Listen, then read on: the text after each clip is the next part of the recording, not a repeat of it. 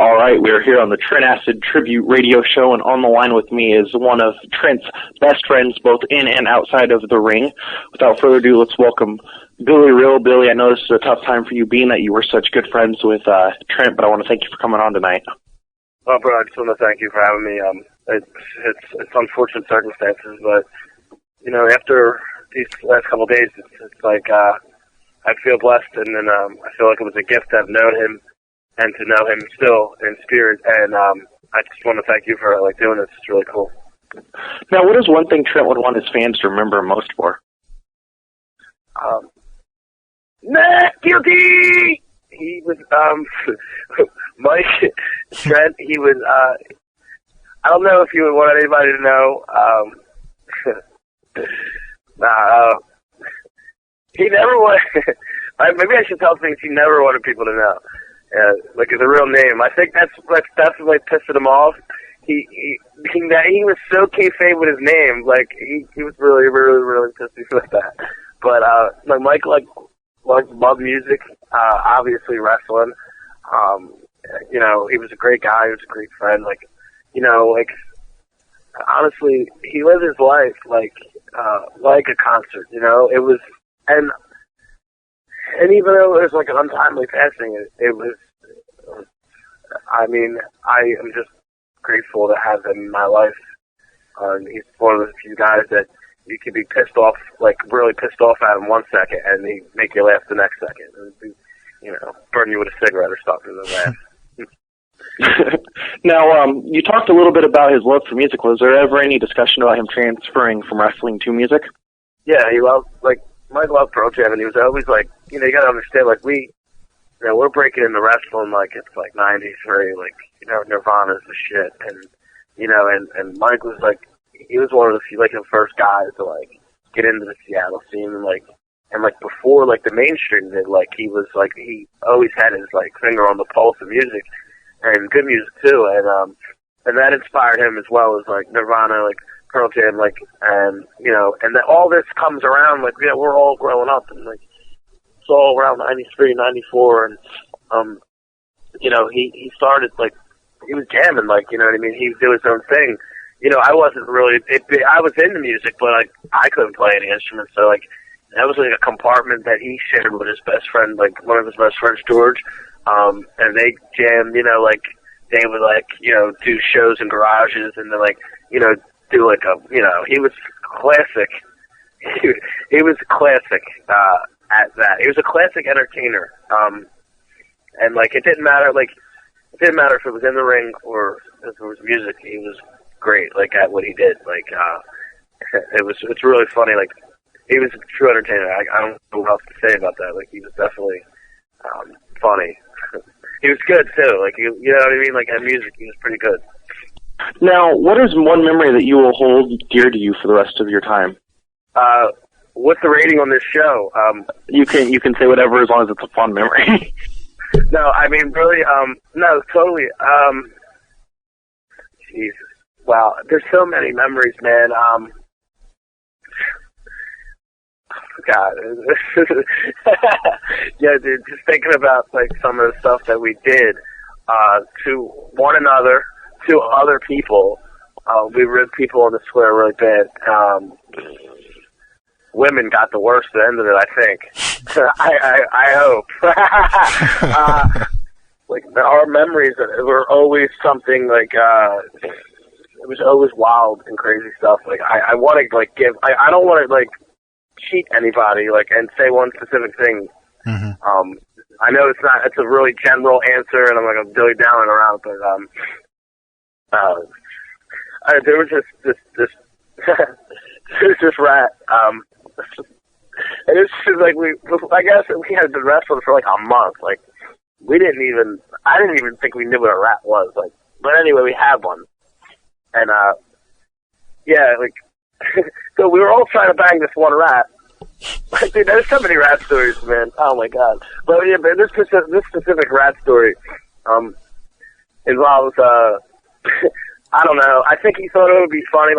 There's this girl, and she was real shy. Like she was hot as hell.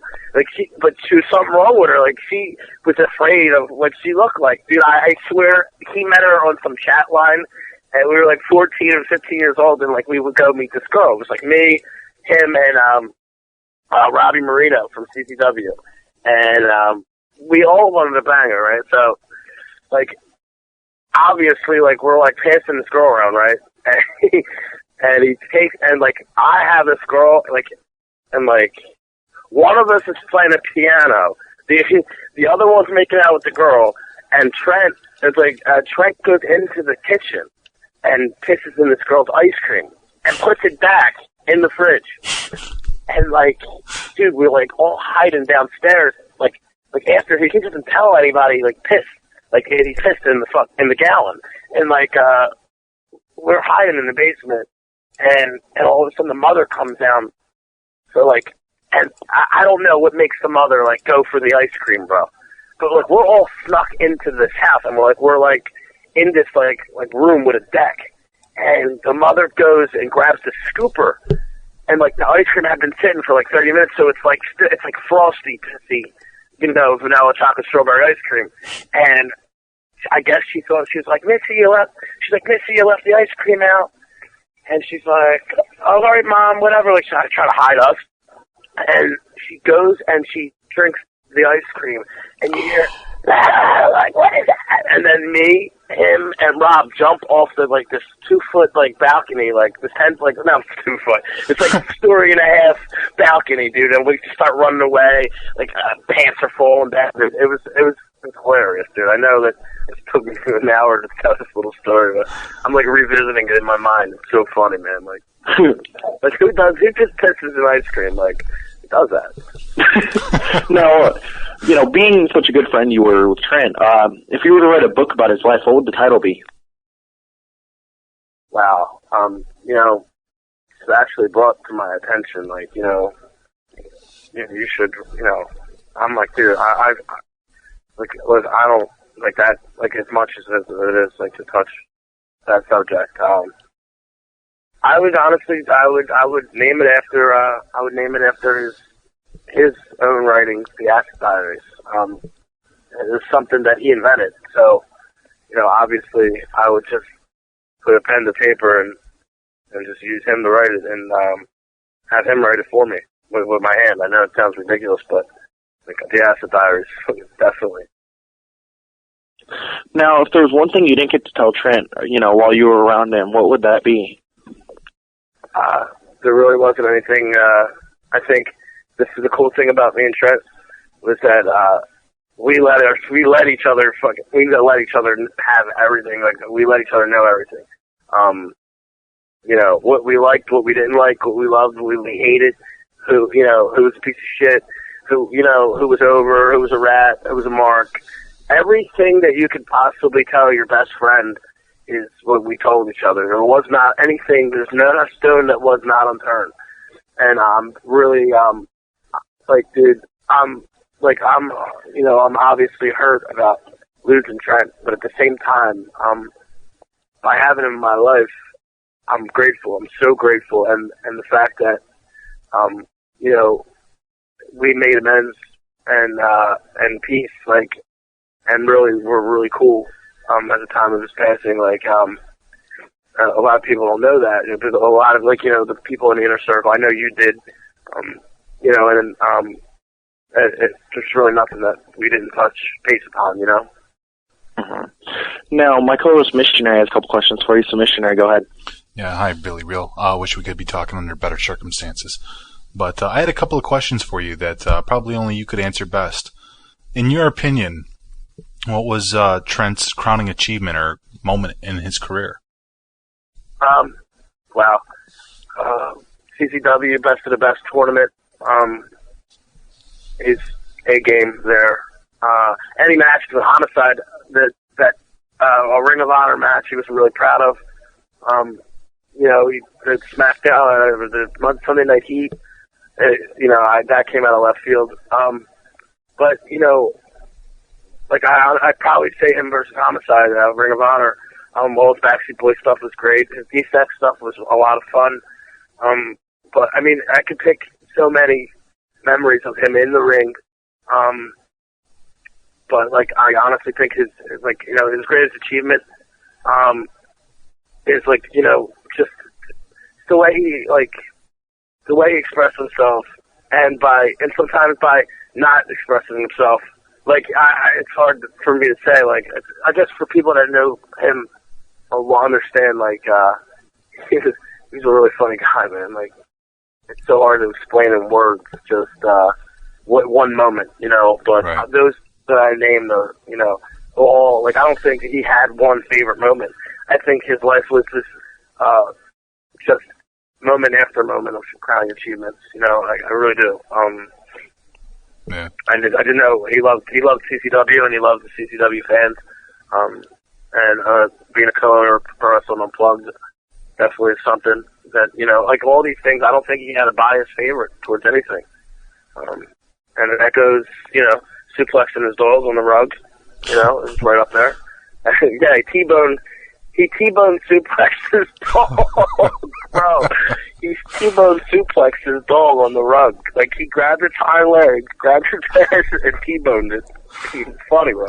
He didn't abuse the dog. Like, he let it bump nice, but, like, dude, he loved bumping animals. I don't, he probably liked that more than anything, really. Like, bumping the animal. Like, he would always bump some defenseless animal. Who was Trent Acid's heroes and inspirations in life? Wow. It's just like, I guess it depends on what part of his life. There's early career, there's peak. There's many points of his life. So you have to be more specific. Like I guess before he was a big mark for Shane Douglas. He was a big mark for Sabu. He's a big mark for Raven, even though I don't know. I guess they had words, whatever. But I mean, he marked for them guys big. Shawn Michaels, Bret Hart. We always marked out for Gary Wolf's promos. As a matter of fact, guys, I have the voicemail that I'm going to give to you that he left me 2 days before he passed away. One other question I had, Billy, was what's the one thing about Michael Verdi you'll miss? His smile, passion for life, passion for wrestling. He knew how to light up a room, and you just always knew you were going to have a good time, and you know you were going to laugh. I mean, there was times we couldn't even get in the ring with each other. Like, we were dying laughing, like we were living the dream, like, we set out to achieve things together, and when we did, and I'll always think of him in that light, just that infectious smile. Now, I have one more question for you before we go ahead and wrap this up, and that is, of course you guys are doing the tribute for Trent called Acid Fest. What can people expect out of Acid Fest? You can expect to have, and, I'm going to go out on a limb here and say that Acid Fest is going to be everybody's interpretation of what Trent Acid would want for his show. What you're going to get is a little bit of everything. But I can guarantee you're going to have a great time. You're going to have fun. You're going to remember. And you'll never forget. Trent Acid lives forever. Thank you very much for joining us on the Trent Acid Tribute Radio Show. You got it, brother. Thank you, Billy Reil.